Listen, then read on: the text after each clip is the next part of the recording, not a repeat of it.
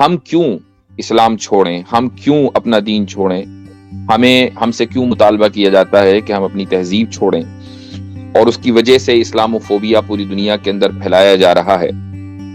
یہ چیز ایسی ہے کہ قرآن کریم میں اللہ تعالیٰ نے اس کی طرف اشارہ فرمایا ہے۔ سورہ علق کی جو ابتدائی 5 آیتیں ہیں، یہ قرآن کریم کی اولین وحی ہے، پہلی مرتبہ جو وحی رسول اکرم صلی اللہ علیہ وسلم پر نازل ہوئی ہے، اس میں ابتدا کی 5 آیتیں سورہ علق کی ہیں، لیکن اس کے بعد کا جو حصہ ہے اس میں اللہ تعالیٰ فرماتا ہے 6 آیت میں، کلا ان الانسان لیطغی، کہ انسان، بہت سے انسان ایسے ہیں کہ جو طاغی یعنی بغاوت پسند ہیں، جو خدا کے خلاف بغاوت کرتے ہیں، جو انگریزی میں اس کو کہتے ہیں ٹرانسگریشن۔ اور اس کے بعد اللہ تعالیٰ نے اس کی وجہ بیان کی ہے کہ وہ باغی اور ٹرانسگریسرز کیوں ہیں۔ اللہ تعالیٰ آیت نمبر 7 میں سورہ علق میں فرماتا ہے کہ ارآہ استغنا، وہ انسان اپنے آپ کو مستغنی سمجھتا ہے، بے نیاز سمجھتا ہے خدا سے۔ آدمی اپنے آپ کو بے نیاز 2 وجہوں سے سمجھتا ہے۔ پہلی وجہ ہے کہ اس کے پاس مال بہت ہے، اور دوسری وجہ ہے کہ اس کے پاس طاقت بہت ہے۔ قرآن کریم نے ایک دوسرے موقع پر مشرکین کی یہ بات دہرائی ہے کہ نحن اکثر اموالا و اولادا، کہ ہمارے پاس مال بھی بہت ہے، ہمارے پاس اولاد بھی بہت ہے، یعنی طاقت بھی بہت ہے، تو پھر ہمیں عذاب کیسے ہوگا؟ ہرگز نہیں ہو سکتا۔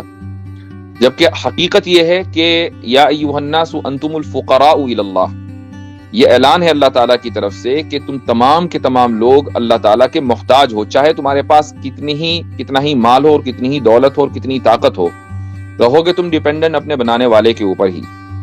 اب آگے جو اللہ تعالیٰ فرماتا ہے سورہ علق میں، وہ دراصل غور کرنے کی بات ہے کہ اللہ نے اس بغاوت کی جو سبب ہے وہ یہ بیان کیا کہ ایک آدمی اپنے آپ کو مستغنی بے نیاز سمجھتا ہے مال اور طاقت کی بنیاد پر۔ آگے اللہ کہتا ہے 2-3 آیتیں چھوڑ کر کہ ارأیت الذی ینہا عبدا اذا صلی، کہ بھلا تم نے اس بندے کو نہیں دیکھا کہ جو ایک دوسرے بندے کو روکتا ہے جبکہ وہ نماز پڑھتا ہے۔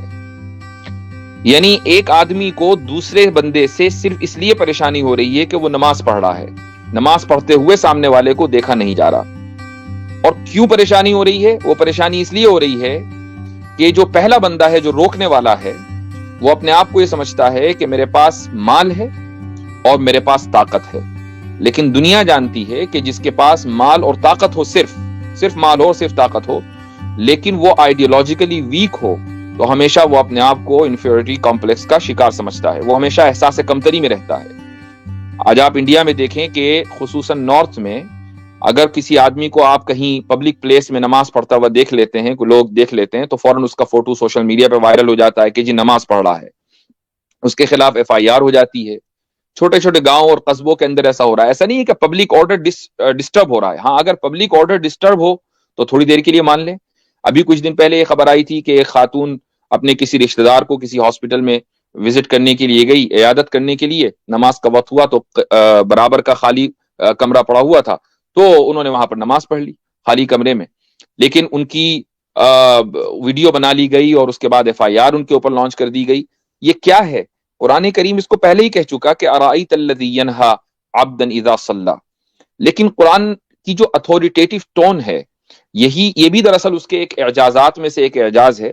آگے اللہ تعالیٰ فرماتا ہے کہ یہ مت بھولنا کہ اللہ دیکھ رہا ہے، الم یعلم بان اللہ یرا، اور اس کے بعد آگے اللہ تعالیٰ فرماتا ہے کہ اگر یہ اپنے پورے گینگ کو بلا لیں تو تم ان کو کہو اے محمد صلی اللہ علیہ وسلم کہ بلا کے لے آئیں، فلیدعوا نادیہ، اپنے پورے گینگ کو بلا کے لے آئیں، اللہ کا کچھ نہیں بگاڑ سکتے۔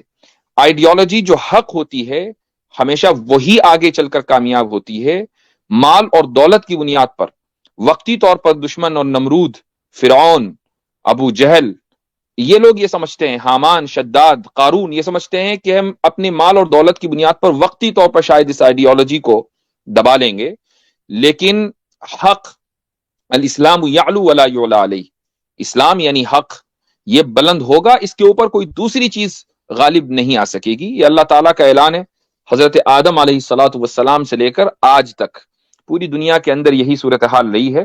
20 سال تک، 2001 کے بعد سے 20 سال تک پوری دنیا کی نظر میں امریکہ جیت رہا تھا. لیکن اچانک 2000 پچھلے سال 15 اگست کو لوگوں کو پتا چلا کہ ارے نہیں، امریکہ نہیں جیت رہا تھا، کوئی اور جیت رہا تھا. اس کی وجہ یہ تھی کہ امریکہ کے پاس صرف دولت تھی، اس کے پاس طاقت تھی، لیکن اس کے پاس آئیڈیالوجی نہیں تھی. تو لوگوں کو یہ سمجھنا چاہیے کہ اسلامو فوبیا پھیلا کر، طاقت اور مال کا سہارا لے کر وہ کسی حق کو یا کسی یعنی اللہ تعالیٰ کے سچے پیغام کو وہ دبا نہیں سکیں گے. خالق کا جو بھیجا ہوا پیغام ہوتا ہے وہ انسان کا بنایا ہوا نظام نہیں ہوتا کہ اس کے اندر انکنسسٹنسیز ہوں. وہ اللہ تعالیٰ کا بنایا ہوا ایسا محکم نظام ہے کہ اس کو غالب آنا ہی آنا ہے. آج نہیں آئے گا، کل آئے گا. تو یہ تو آج کے موضوع سے متعلق ہے کہ دنیا میں جو اسلام و فوبیا پھیل رہا ہے اور مسلمانوں سے یہ مطالبہ کیا جا رہا ہے کہ وہ اپنے مذہب یا اپنی تہذیب کو چھوڑیں. تو لوگوں کو یہ سمجھ لینا چاہیے کہ مسلمان جو اسلام و فوبیا کا شکار ہوتے ہیں، ہو سکتا ہے کہ انڈیویجولی وہ ہوں، لیکن اس وجہ سے اسلام کو ان سے چھڑایا نہیں جا سکتا. اب اگر اس بنیاد پر آپ ہمیں یہ تانا دیں کہ ہم کٹر ہیں، تو ہمیں فخر ہے کہ ہم کٹر ہیں، اس لیے کہ کٹر ہونے کا حق بھی ہمیں ہے. کیونکہ جس قوم کے پاس حق ہوتا ہے، اگر اس حق کا کے اوپر وہ فخر نہ کرے اور اس حق کا وہ اعتراف نہ کرے اور اس حق کو چھوڑ دے، تو ظاہر ہے کہ پھر وہ قوم منافق ہے. مسلمان منافق نہیں ہوتا ہے. اس کو پتا ہے کہ قرآن کریم اللہ تعالیٰ کا سچا پیغام اس کے پاس ہے، لہٰذا وہ کٹرتا کے ساتھ، اسی سختی کے ساتھ اس اسلام کے اوپر چلنے کو ہی اپنی کامیابی سمجھتی ہے. تو یہ تو سب سے پہلی بات ہے. ابھی کل میں نے ایک کمیونٹی پوسٹ ڈالی تھی. ایک چینل ہے، بہت بڑا اسلامو فوبک چینل ہے، جس کا نام ہے دا جے پور ڈائیلاگ. اور ہوا یہ تھا کہ ابھی یقیناً آپ میں سے کچھ لوگوں نے اس واقعے کی طرف اشارہ بھی کیا ہوگا، جو ایک کوچ ہے IAS کوچ کہ جنہوں نے سیتا جی کے تعلق سے کچھ بات کہی اور جو ہندوؤں کو بری لگی، اور انہوں نے حوالوں کے ساتھ پھر للن ٹاپ کے اوپر بھی آ کر اپنے موقف کو رکھا ہے. تو اس کے بارے میں جے پور ڈائیلاگ نے ایک پوسٹر لگایا اور اس جو کوچ ہے ان کا فوٹو لگایا، اور ساتھ میں یہ کہا کہ آخر کیا وجہ ہے کہ ہندوستان میں ہندو فوبیا نہیں رک رہا ہے، اس کا سلوشن کیا ہے. اب یہاں سوال یہ ہوتا ہے کہ بھائی آپ لوگوں کے خلاف یعنی ہندوؤں کے خلاف فوبیا کیا کس نے ہے؟ یہ کون کر رہا ہے؟ آپ کو آپ کی آئیڈیالوجی کے اعتبار سے پریشان کون کر رہا ہے؟ کون آپ سے یہ کہہ رہا ہے کہ آپ اپنی آئیڈیالوجی کو ترک کریں؟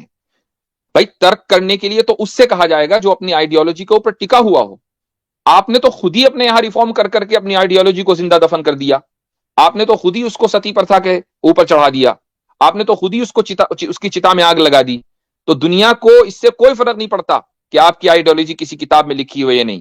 فرق اس وقت پڑتا کہ اگر آپ مضبوطی کے ساتھ اپنی آئیڈیالوجی کے اوپر کھڑے رہتے. وہ آپ تو ہیں ہی نہیں، آپ تو لبرلزم کا شکار ہو کر اس کی غلامی پر اتر آئے ہیں.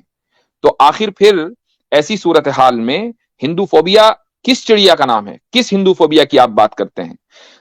فوبیا اس کے خلاف ہوگا جو اقلیت میں ہوگا اور پوری دنیا سے لوہا لے رہا ہوگا اپنی آئیڈیالوجی کی بنیاد پر.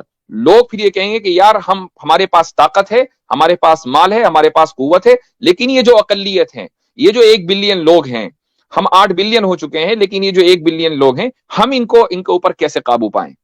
ان کے خلاف فوبیا ہوگا.